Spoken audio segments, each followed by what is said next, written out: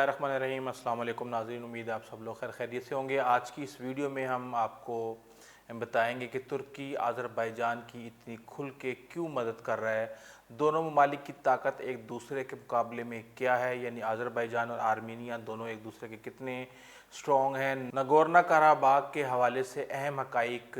کیا ہیں اور یہ زمین کس کی ہے، کون سا ملک کیا کھیل کھیل رہا ہے اور ترکی کا اس میں کیا مفاد ہے۔ اگر آپ نے ابھی تک اس چینل کو سبسکرائب نہیں کیا تو پلیز کر لیں اور بیل آئیکن کو پریس کر دیں۔ یہ جو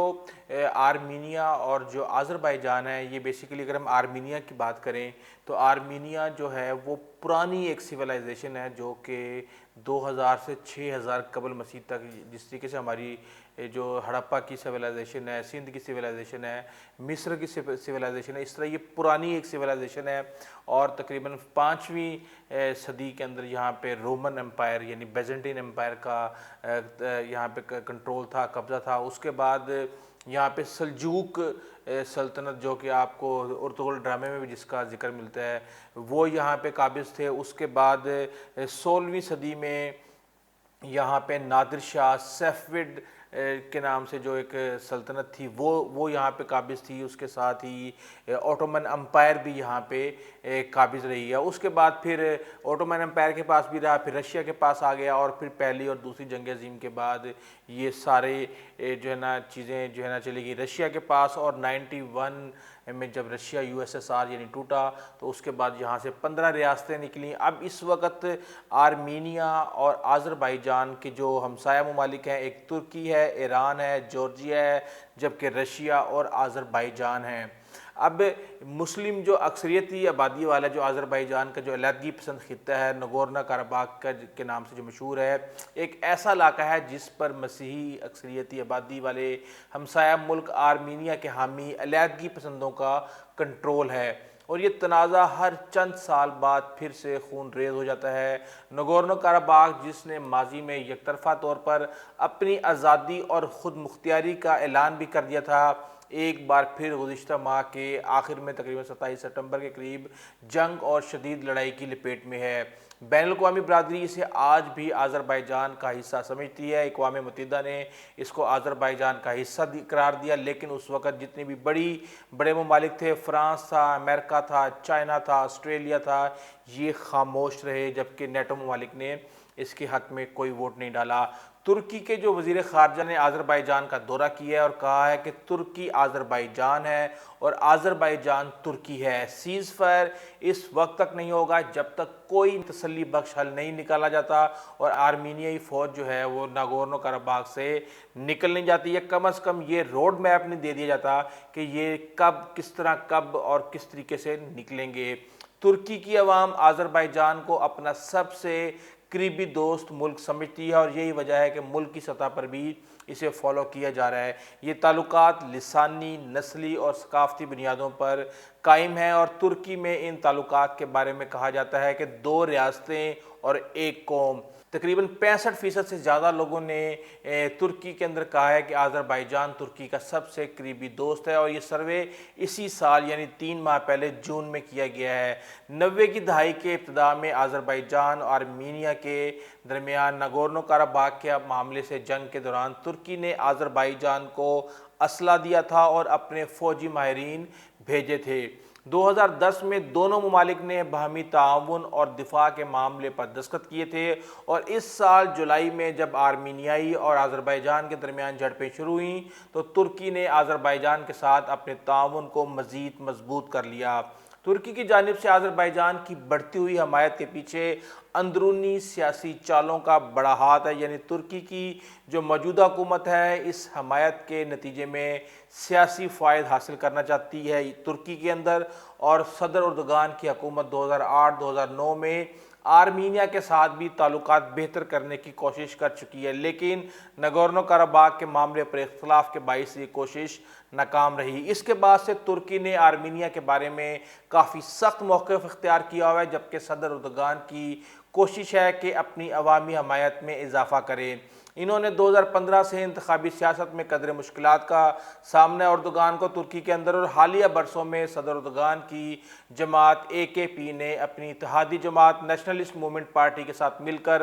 قوم پرستانہ راستہ اختیار کیا ہوا ہے اور 2015 میں امن مذاکرات ناکام ہونے کے بعد سے ترکی کی حکومت کردوں کے خلاف بھی سخت کارروائی کر رہی ہے۔ اس کے علاوہ ترکی میں بڑھتے ہوئے معاشی مسائل اور عوامی جائزوں میں صدر اردگان کی جماعت کے بارے میں خراب اشاروں کے ساتھ حکومت کی خارجہ پالیسیوں میں مہم جوئی اور بیانات میں سخت گیر لفاظی میں اضافہ ہو رہا ہے۔ آذربائیجان ترکی کے لیے بہت اہم ہے کیونکہ ترکی اپنی ضرورت کی توانائی کا ایک بڑا حصہ آذربائیجان سے درآمد کرتا ہے، اور ترکی کی جو نیوز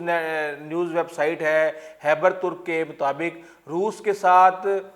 جو ترک گیس کا جو معاہدہ ہے وہ 2021 میں ختم ہو رہا ہے، جس کے بعد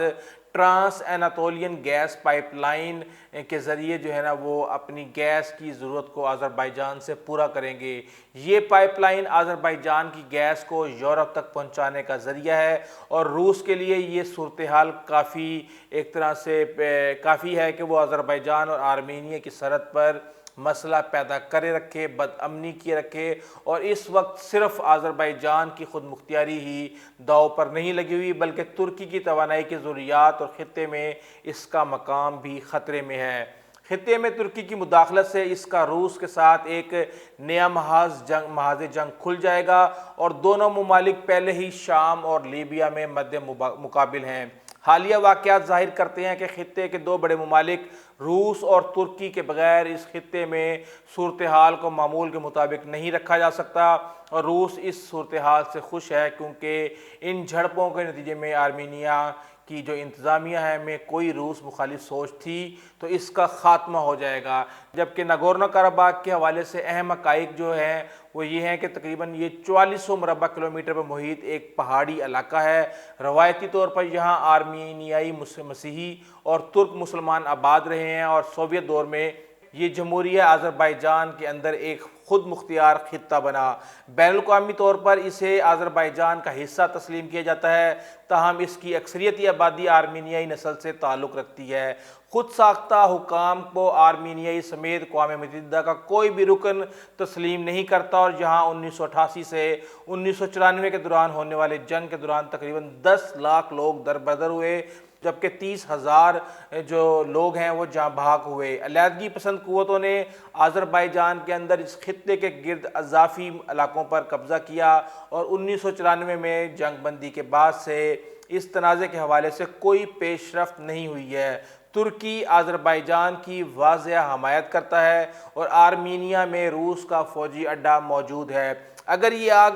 جلد نہ بجھائی گئی تو یورپ اور ایشیا کو اپنی لپیٹ میں لے لے گا، اور آذربائیجان قدرتی وسائل سے مالا مال مسلم اکثریتی ریاست ہے جو 90 کی دہائی میں روس سے الگ ہو کر آزاد ریاست بنی۔ دوسری طرف آرمینیا بھی روس، جارجیا، ایران، ترکی اور آذربائیجان کے درمیان ایک لینڈ لاکڈ آزاد ریاست ہے، اور اس خطے کی تاریخ، مذہبی اور نسلی حالات بہت الجھے ہوئے ہیں، اور آرمینیائی نسل کے جو لوگوں کا ترکوں سے تنازع بھی بہت پرانا ہے، اور تاریخ ترکوں اور آرمینیاؤں کے اپنے سچ جھوٹ سے بھری پڑی ہے۔ ترک سے آرمینیائی نسل کے باشندے ہجرت کر کر کے فرانس میں آباد ہوتے رہے، اور آج اس تنازع میں فرانس کا جھکاؤ آرمینیا کی طرف ہے، جس کی وجہ سے بخوبی بھانپا جا سکتا ہے کہ فرانس آرمینیائی نسل کشی کو بھی تسلیم کرتا ہے۔ آذری اور آرمینیائی آبادی کا جو تنازع ہے وہ صدیوں پرانا ہے۔ روس اور ایران اور پھر روس اور عثمانی ترکوں کے درمیان ہونے والے معاہدوں کے تحت 19ویں صدی ہی سے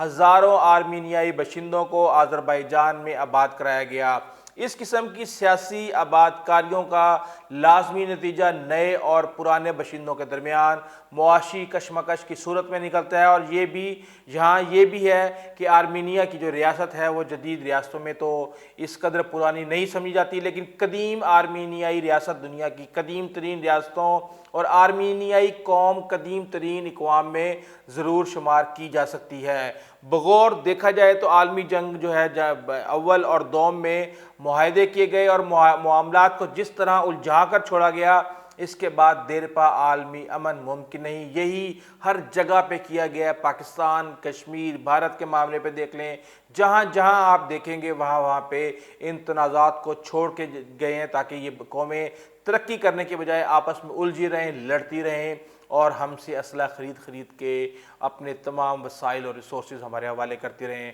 دنیا کی سیاست میں جو تبدیلیاں آ رہی ہیں، یہ جنگ اس تبدیلی کو نہ صرف تیز کر سکتی ہے بلکہ ترکی کے اندر بھی خاصے انتشار کا باعث بن سکتی ہے۔ جنگوں میں سب ہوا کرتا ہے، یہاں بھی ہو رہا ہے اور آگے بھی ہوگا، لیکن یہاں معاملہ بری طرح الجھا ہوا ہے اور ترکی امریکی حلیف اور نیٹو کا ممبر ہے، لیکن 2015 میں امریکہ نے بھی آرمینیائی نسل کشی کو تسلیم کر لیا، اور یہ نکتہ ترکی کی خارجہ پالیسی کی بنیاد ہے کہ جو ملک اس نسل کشی پر آرمینیائی موقف کی حمایت کرتا ہے، ترکی انہیں سفارتی طور پر ناگواری کا تاثر دے چکا ہے۔ لیکن ساتھ کے ساتھ قابل غور بات یہ بھی ہے کہ آذربائیجان افغانستان اور عراق کی جنگ میں امریکہ کا حلیف رہا ہے۔ خیر، امریکہ کا جو قومی مفاد ہے اور جو خارجہ پالیسی ہے، افغانستان سے فوجیوں کے انخلاء کے اعلان کے ساتھ ہی تیزی سے بدل رہی ہے۔ اسی بدلتی ہوئی خارجہ پالیسی کے اثرات خطے کی سیاست پر پڑ رہے ہیں اور نئے تعلقات بنتے، پرانے تعلقات ٹوٹتے نظر آ رہے ہیں۔ ایران اور روس کا جھکاؤ آرمینیا کی طرف ہے، لیکن ایران اور امریکہ تعلقات نہایت خراب ہیں۔ گویا آرمینیا کی پشت پناہی کرنے والے ممالک کے آپس کے تعلقات کچھ زیادہ قابل رشک نہیں ہیں۔ دور جدید کی بہت سی جنگوں کی طرح کیا یہاں بھی کسی اور ملک کی پراکسی وار لڑی جائے گی؟ آنے والا وقت بتائے گا کہ کس جنگ کا چھوٹا ہوا تیر کہاں پیوست تھا اور اس کا زہر کہاں تک پھیل گیا، لیکن اتنا صاف نظر آ رہا ہے کہ یہ جنگ جلد ختم ہونے والی نہیں ہے۔ اگر آپ کو ہماری ویڈیو اچھی لگی ہے تو پلیز آپ ہمارے چینل کو سبسکرائب کیجیے گا، بیل آئیکن کو پریس کیجیے گا۔ ہم اس حوالے سے آپ کو مزید اپڈیٹ کرتے رہیں گے، مزید انفارمیشن لاتے رہیں گے۔ جب تک کے لیے اجازت دیجیے، اللہ حافظ۔